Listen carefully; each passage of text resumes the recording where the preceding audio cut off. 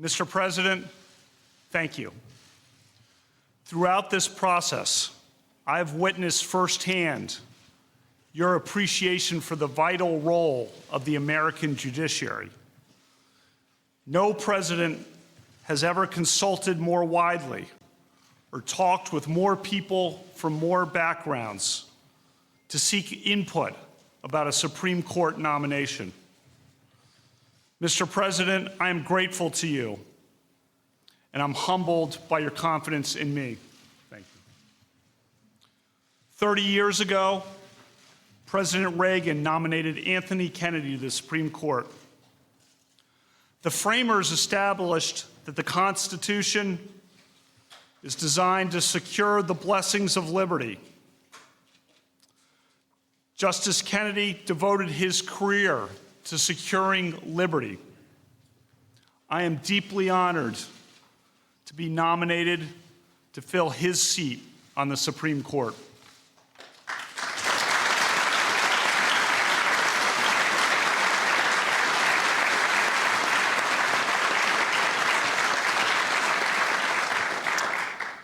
My mom and dad are here. I am their only child.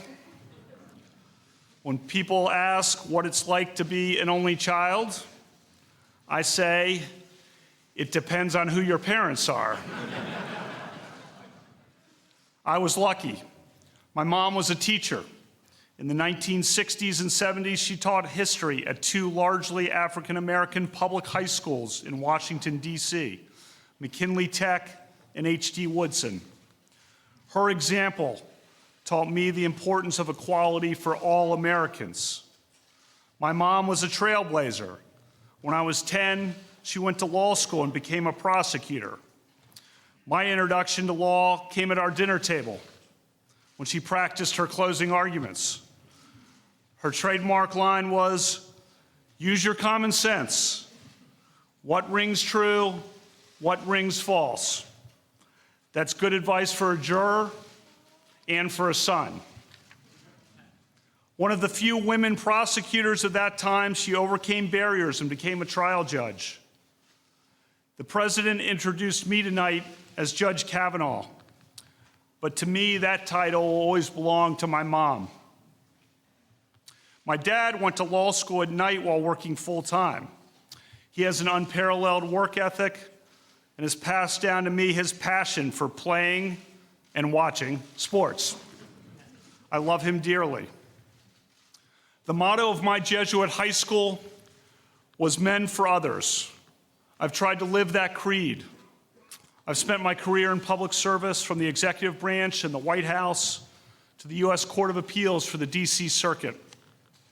I've served with 17 other judges, each of them a colleague and a friend.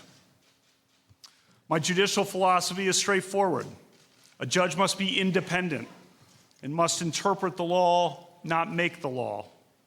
A judge must interpret statutes as written, and a judge must interpret the Constitution as written, informed by history and tradition and precedent. For the past 11 years, I've taught hundreds of students, primarily at Harvard Law School. I teach that the Constitution's separation of powers protects individual liberty. And I remain grateful to the dean who hired me, Justice Elena Kagan.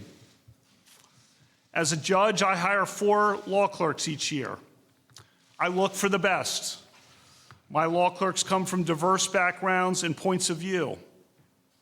I am proud that a majority of my law clerks have been women.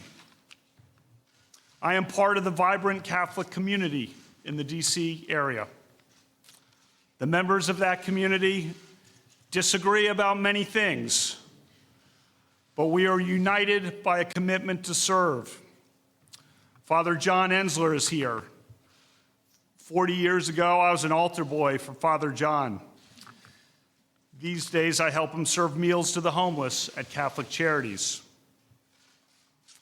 I have 2 spirited daughters, Margaret and Liza.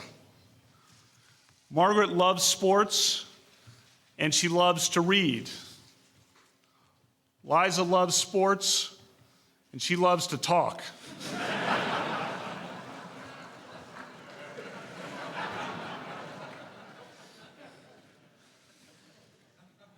I have tried to create bonds with my daughters like my dad created with me. For the past 7 years, I have coached my daughters' basketball teams. The girls on the team call me Coach K.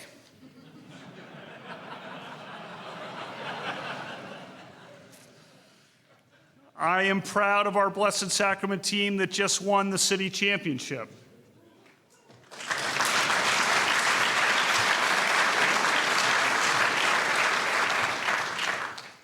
My daughters and I also go to lots of games.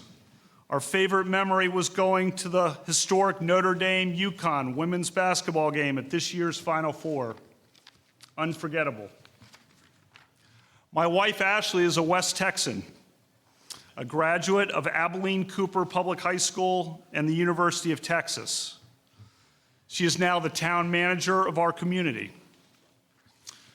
We met in 2001 when we both worked in the White House. Our first date was on September 10th, 2001. The next morning, I was a few steps behind her as the Secret Service shouted at all of us to sprint out the front gates of the White House because there was an inbound plane. In the difficult weeks that followed, Ashley was a source of strength for President Bush and for everyone in this building. Through bad days and so many better days since then, she has been a great wife and an inspiring mom. I thank God every day for my family.